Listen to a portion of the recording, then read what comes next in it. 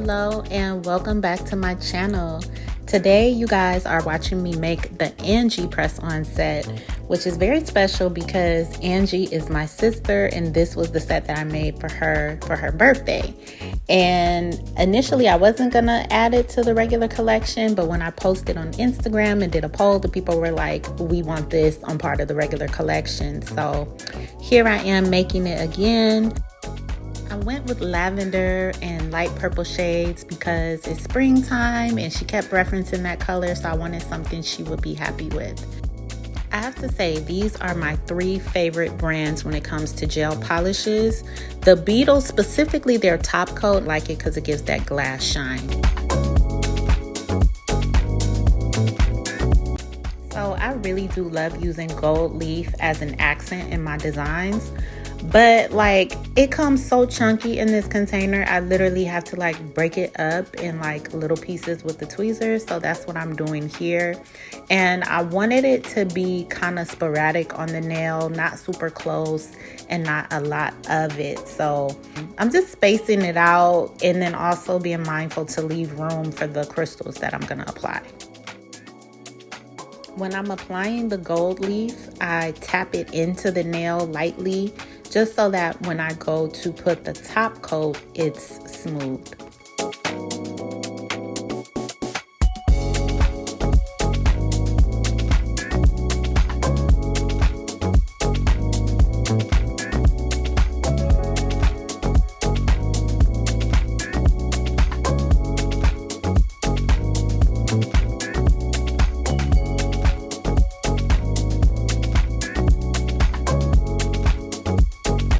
If you've been following me for a while, you know that I use crystals and not rhinestones. Like, I'm very adamant about that. These are actually Swarovski crystals from my old collection. I bought these before they stopped selling to the masses. So I currently go between Swarovski, which is all of these shown here, and I think Preciosa is the new one I use, or another one. But yeah, these are all Swarovski, and I like to lay them out before I start with the application so that I don't have to dig for them, you know, they could already be out.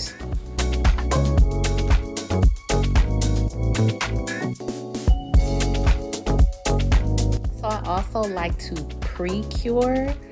I feel like you get a better adhesion when you do that before you put them into the UV lamp. And then when I'm doing the chrome, because the apres top coat is not my favorite, I like to use it for this purpose because it's not my favorite for an actual top coat, but it'll do here.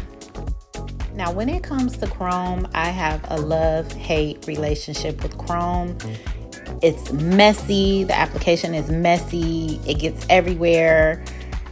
It gets everywhere. When I say everywhere, it gets everywhere. And then like, you see the little particles floating?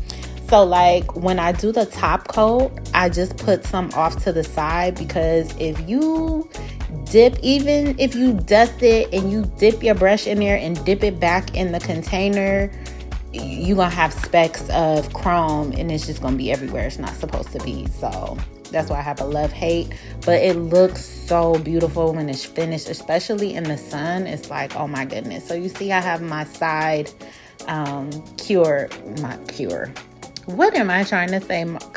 on the side, okay?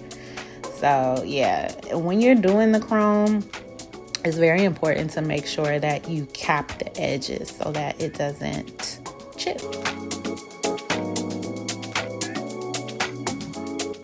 See how it just comes alive once you put the top coat on top of the chrome?